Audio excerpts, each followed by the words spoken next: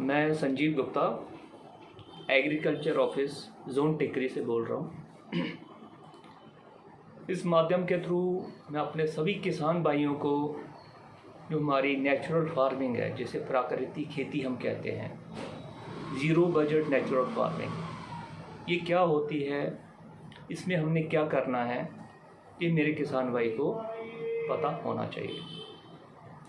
अब हम क्या करते हैं, खेतों में केमिकल फर्टिलाइज़र खूब डाल रहे हैं और वही फसल जब बड़ी होती है, उगती है, हम उसी को खाते हैं, जिससे हम बीमार हो रहे हैं।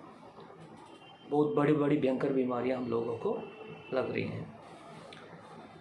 अगर हम नेचुरल फार्मिंग अपनाते हैं, उससे कई फ़ायदे हैं हमें। सबसे बड़ा फ़ायदा ये है कि हमारा जो फार्मर का जो खर्चा है वो बिल्कुल ही ख़त्म हो जाएगा। दूसरा, हमारी ज़मीन की जो बिगड़ी हालत है वो सुधरेगी, हमारी धरती माँ बचेगी। उसके बाद जो उस धरती में फसल उगेगी वो खाने के लायक होगी, जिसमें कोई केमिकल फर्टिलाइज़र नहीं होगा और जिससे हम बीमारी मुक्त भी हो जाएंगे। अब मेरे किसान भाई को इस प्राकृतिक खेती करने के लिए करना क्या है।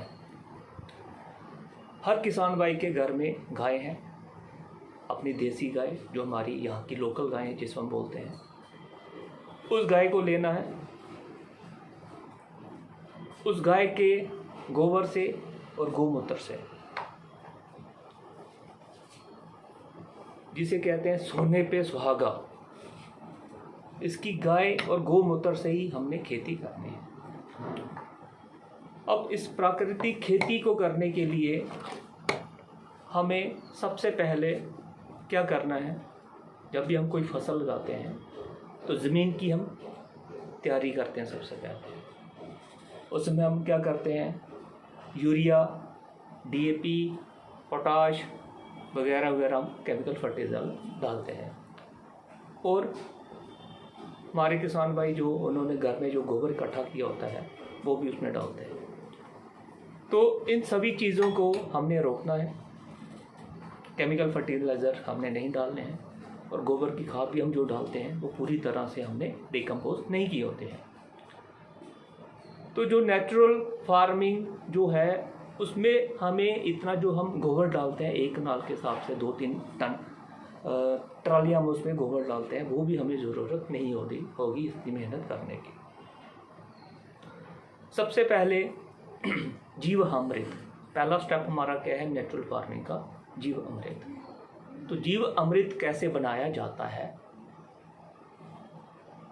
उसको बनाने की विधि, सबसे पहले आपको 10 किलो देसी गाय का गोबर चाहिए ताज़ा, 10 लीटर ही हमें गौमूत्र चाहिए। उसके बाद हमें, जो मेरा किसान भाई घर में ही बनाता है गुड़, देसी गुड़, कोई 1-1.5 किलो वो हमें चाहिए। उसके बाद बेसन, वो भी मेरे किसान भाई के घर में होता है, 1-1.5 किलो हमें बेसन चाहिए। और पीपल या बड़ के पेड़ की मिट्टी, कोई हमें 300 से 400 ग्राम मिट्टी चाहिए, क्योंकि उस मिट्टी में जो जीवाणु होते हैं बहुत तादाद में होते हैं, बहुत ज़्यादा मात्रा में होते हैं। तो जब हम ये 5 चीज़ें एक साथ मिलाते हैं और किस प्लास्टिक के ड्रम में डालते हैं, कम से कम 200 लीटर का होना चाहिए, उसमें डाल के उसको हमने 4-5 दिन सुबह शाम अच्छी तरह हिला देना है, घड़ी की डायरेक्शन की तरह। और उसके ऊपर हमने किसी कपड़े या किसी जूट की बोरी के साथ उसको ढक देना है और छांव में रख देना है। 5-6 दिन के बाद आपका वो घोल तैयार हो जाएगा, जिसे हम जीवामृत बोलेंगे। जीवामृत क्यों बोलेंगे, क्योंकि उसमें जीवों की जो तादाद है बहुत ज़्यादा मात्रा में हो जाती है। मेरे किसान भाई को ये पता होना चाहिए कि 1 ग्राम जो हमारा गोबर होता है गाय का, देसी गाय का, उसमें 300 करोड़ से भी ज़्यादा जीवाणु पाए जाते हैं। तो जब हमारा 10 किलो गोबर खेतों में जाएगा तो आप खुद ही समझ लो कि कितने जो जीवाणु हैं हमारे खेत में आ जाएंगे। ठीक है। इस जीव अमृत को जब आप खेतों में ले जाओगे तो उन खेतों में हमारे जो जीवाणु ख़त्म हो चुके हैं वो फिर से वापस लौटेंगे। अब ये जीवाणु करते क्या हैं?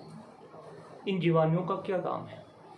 इन जीवाणुओं का ये काम है कि हमारी धरती के अंदर हर तरह का हमारा खनिज पदार्थ, विटामिन, प्रोटीन, माइक्रोन्यूट्रिएंट्स जो हमारी फसल को चाहिए होते हैं, सब कुछ होता है, लेकिन वो एक गांठ मारकर एक जगह में बैठा हुआ है। अब उसको हमारी फसल तक पहुंचाने का जो काम है, जीवाणुओं का काम है, जो जीवाणु हमने धरती में ख़त्म कर दिए हैं।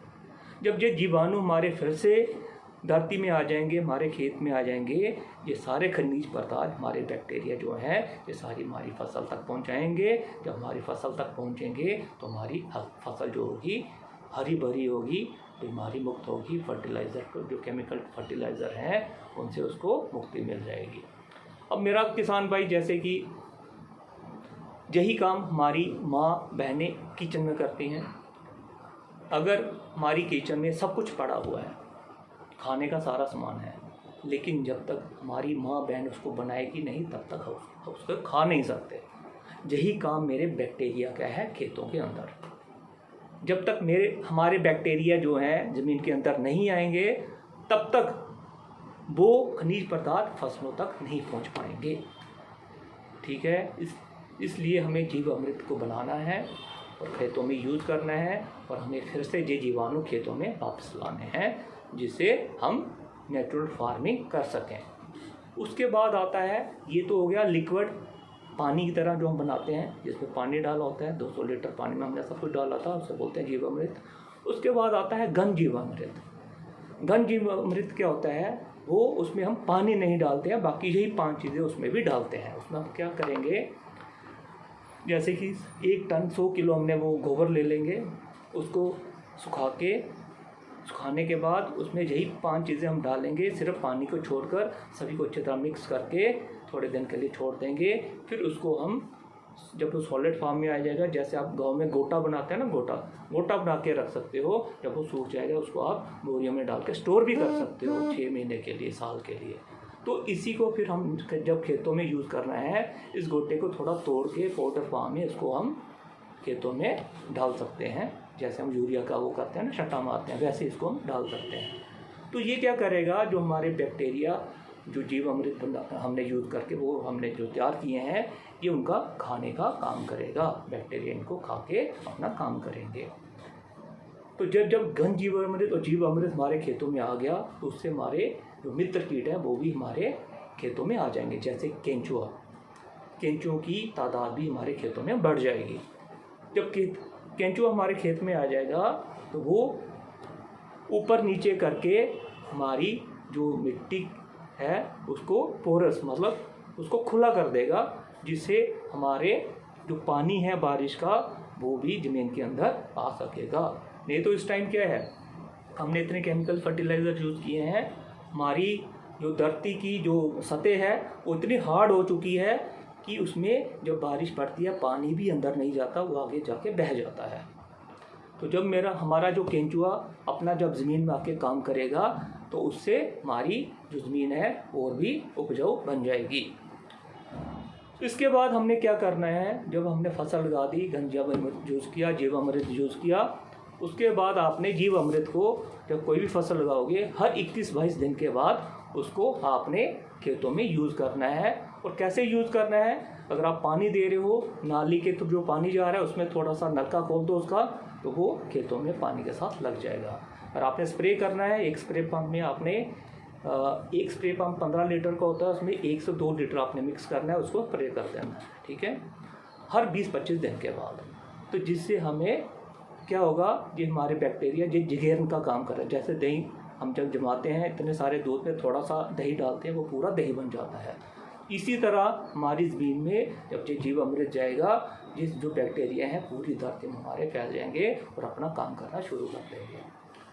तो मेरा भाई, अगर इन चीज़ों पे अगर आ जाता है, नेचुरल फार्मिंग में आ जाता है, जिससे आपका कोई खर्चा नहीं होगा, हमारी ज़मीन की जो दशा है वो भी सुधरेगी, और हमारी जो आने वाली नस्ल है उसको भी हम बीमारी मुक्त करेंगे। तो मेरे ख्याल से मेरा किसान भाई इस विधि पे ज़रूर आएगा। और इसके आगे और भी स्टेप्स हैं, लेकिन मैं आपको धीरे धीरे वो भी बताऊंगा। ठीक है। किसी को कोई भी अगर प्रॉब्लम हो तो आप मेरे से कॉन्टेक्ट कर सकते हो। ठीक है, संजीव गुप्ता मेरा नाम है। मेरा कॉन्टैक्ट नंबर है 7889564566। Thank you.